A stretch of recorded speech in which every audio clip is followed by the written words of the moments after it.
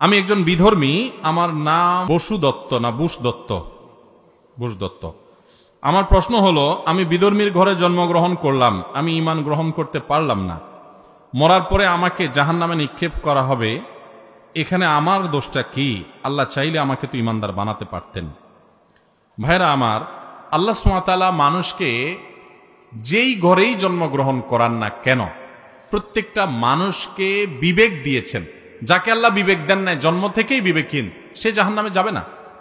কিন্তু আল্লাহ তাআলা যদি কাউকে বিবেক দিয়ে থাকেন, তাহলে সে বিবেক খরচ করবে যে সে সঠিক ধর্মের উপর আছে না নাই। আমার প্রশ্ন হলো ভাই বুশ দত্ত বা বসু দত্ত, যেই নামই হোক, আপনার প্রতি, বুশ দত্ত না, বুশ দত্ত ভাই, আপনার প্রতি আমার প্রশ্ন হলো, আল্লাহ সুবহানাহু ওয়া তাআলা আপনাকে বানিয়ে আল্লাহ আপনাকে বিবেক দিয়েছেন কি দেন নাই? এবং আপনি যে বাপদাদা ধর্মের অনুসরণ করছেন, সেই ধর্মটা কোরআনে কারীমের বর্ণনা অনুযায়ী মানুষের বানানো। আল্লাহ বলছেন যে ওয়ামান ইয়াবতাগি গায়রাল ইসলামি দীনান ফালান ইউকবালা মিনহু, যে ব্যক্তি ইসলাম ছাড়া অন্য কোন ধর্ম আল্লাহর কাছে এনে হাজির করবে, সেটা আল্লাহ অ্যাকসেপ্ট করবেন না। কোরআনে আল্লাহ তাআলা বলছেন, এবং আল্লাহ সুবহানাহু ওয়া তাআলা বলেছেন ইন্নাদ দীনা ইনদাল্লাহিল ইসলাম, দ্বীন একমাত্র আল্লাহর কাছ থেকে আসছে ইসলাম। অতএব এই যে নির্দেশনার কারণে আপনি আপনার বিবেক খরচ করে একটু সত্য অনুসন্ধান করার চেষ্টা করেছেন কিনা, শাস্তি হবে সেজন্য যে তোমার বিবেককে ব্যবহার তুমি করেছো কি করো নাই। তুমি চেষ্টা করে তোমার বিবেক বুদ্ধিকে যদি খরচ করে সত্যকে অনুসন্ধান করবার সত্যিকারের চেষ্টা যদি তুমি করো, আল্লাহ বলেছেন ওয়াল্লাযীনা জাহাদু ফীনা, যারা আমার পথে আসার জন্য চেষ্টা করে সত্যিকারের চেষ্টা, লানাহদিয়ান্নাহুম সুবুলানা, নির্ঘাত অবশ্যই অবশ্যই আল্লাহ বলছেন আমি তাদেরকে আমার দিকে আসার একটা রাস্তা দেখাবো না, সাবিলের বহু বচন সুবুল। আল্লাহ বলেছেন তা যে আসার চেষ্টা করবে, যে সত্য অনুসন্ধান করার চেষ্টা করবে, আল্লাহ বলেছেন আমি তাকে সত্যের দিকে আসার বহু রাস্তা দেখাই দিব। অতএব আমি বলবো যে কোন মায়ের ঘরে, কোন বাবার ঘরে জন্মগ্রহণ করেছেন দেখে আপনি সেই জায়গায় দাঁড়িয়ে থাকবেন, এটা তো বুদ্ধিমানের কাজ নয়। আমি একটা উপমা দিতে চাই। আমরা অনেকে কৃষকের ছেলে, আছি না? আমরা অনেকে কৃষকের ছেলে, আমরা অনেকে দোকানদারের ছেলে, আমরা হয়তো অনেকে অন্য কোনো পেশাজীবী কারোর ছেলে। আমার বাবা মা, তিনি কৃষক থাকুন, রিক্সা চালক হন, দিনমজুর হন, তিনি বড় কোনো ব্যবসা করেন, ছোট ব্যবসা করেন, যেটাই করেন, কোনো কাজ ছোট না, কোনো কাজ খারাপ না, হালাল কি হারাম সেটা দেখার বিষয়। প্রশ্ন হলো, আপনার বাপ কৃষি কাজ করেন, আপনিও হয়তো কৃষি কাজ করেন, ব্যাপারটা সেরকম না। অনেকে আছেন বাবা কৃষক ছিলেন, উনি পড়ালেখা করে ডাক্তার হয়েছেন, ইঞ্জিনিয়ার হয়েছেন, বিদেশ গিয়েছেন, ব্যবসা বাণিজ্য করেছেন, এরকম ভুরি ভুরি আমাদের সমাজে আছে না নাই?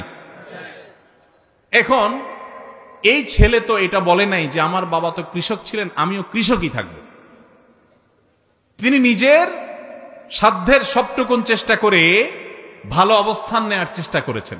দুনিয়ার ক্ষেত্রে আমরা খুব ভালো করে বুঝলাম, কিন্তু ধর্মের ক্ষেত্রে আসলে যদি আমরা বলি যে না, আমার বাবা মা ভুলে আছেন, আমি তাদের সন্তান, আমি কিভাবে এই ভুল থেকে সরি, তাহলে এটা বুদ্ধিমানের কথা হলো না।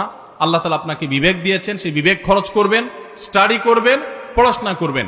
এমনকি মুসলিম হয়েও আমরা যারা জন্মগ্রহণ করেছি, আমাদেরও ইসলাম আমি সঠিকভাবে চর্চা করছি কিনা, আমার বাপদাদার যেটা করে আসছে সবগুলোই সঠিক কিনা, না কোনোটা ভুল আছে, আমাদের সে বিবেক খরচ করা উচিত, সে স্টাডি করা উচিত, সে জ্ঞান খরচ করা উচিত। আল্লাহ তাআলা আমাদের সকলকে হেদায়েত দান করুন। আমরা যদি আল্লাহর কাছে নিজেকে সমর্পণ করি, যে বলি যে আল্লাহ তুমি আমাকে সত্যের পথ দেখাও, আল্লাহ পথ দেখাবেন, আমি চেষ্টা যদি করি। আল্লাহ তাআলা আমাদের এই ভাইকে, আমরা দোয়া করি, এই বুশ দত্ত ভাই এবং আরো যারা আছি আমরা, আল্লাহ তাআলা আমাদের সবাইকে, প্রত্যেকটা মানুষকে আল্লাহ তাআলা সঠিক পথের দিশা যেন পাই, পরিচালিত যেন হই, সেই তৌফিক দান করুন। হেদায়েত আল্লাহর কাছে চাইতে হয়, নিজের চেষ্টা করতে হয়। এই দুইটা জিনিসের জন্য আমাকে জিজ্ঞাসাবাদের মুখোমুখি হতে হবে। আমি বাবার মার ঘরে জন্মগ্রহণ করেছি, তারা হয়তো ছোটখাটো কোনো কাজ করতেন, বা তারা এমন কোনো কাজ করতেন যেটা দিয়ে খুব বেশি পয়সা কামাই করা যায় না। কই, আমি তো তাদের সেই জায়গায় থাকি নাই, আমি তো ঠিকই আমার দুনিয়ার ক্ষেত্রে আমি সুইচ করেছি, যেটা ভালো সেখানে আমি করেছি।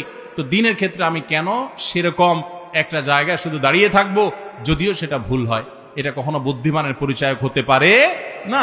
আল্লাহ আপনাকে বিবেক দিয়েছেন। হ্যাঁ, কেউ যদি বলেন যে আমি এমন কোন জায়গায় আমার জন্ম হয়েছে যে আমি কোনো দাওয়াত পাই না ইসলামের, তো আল্লাহ তাআলা তাকে কিয়ামতের দিন এটার জন্য পাকড়াও করবেন না, যদি তার কাছে ইসলামের দাওয়াত না পৌঁছায়। আল্লাহ শুধু জিজ্ঞাসা করবেন সৃষ্টিকর্তার অস্তিত্ব তুমি বিশ্বাস করছো কিনা, বাস এটুকু হিসাব দিলে হবে, তোমার নামাজের হিসাব দেওয়া লাগবে না, কারণ তোমার কাছে নামাজের হিসাব যায় নাই। কেউ জঙ্গলে জন্মগ্রহণ করেছে, সেখানে কোনো সভ্যতার ছোঁয়া যায় নাই, তো তার জন্য ইসলাম সেটাই বলে যে তার কোনো হিসাব নাই। শুধু তুমি কোত্থেকে আসলে, এই সব পৃথিবী সৃষ্টি জগৎ তৃণলতা এমনি এমনি আসছে, কোন সৃষ্টিকর্তার অস্তিত্ব তুমি বিশ্বাস করেছো কিনা, তাওহীদে বিশ্বাসী ছিল কিনা, বাস এটুকু বিশ্বাস করতে পারলে যার কাছে কোনো দাওয়াত পৌঁছে না, ইসলামের সে নাজাত পেয়ে যাবে ইনশাআল্লাহ। ইসলাম অযৌক্তিক কিছু বলেন। আল্লাহ বলেছেন, আল্লাহ তাআলা লা ইয়াজলিমু মিসকালা যাররা, যাররা পরিমাণ আল্লাহ তাআলা কারোর প্রতি জুলুম করবেন না। ওমা রাব্বুকা বিযাল্লামিল লিল আবিদ, আল্লাহ বলেছেন তোমার রব কোন বান্দার প্রতি কোন প্রকার জুলুম করবেন না। বিধায় আমরা আমাদের কৃত কর্মেরই ফল ভোগ করবো, এর বাইরে কিছু না। আল্লাহ আমাদের সবাইকে হেদায়েত দান করুন।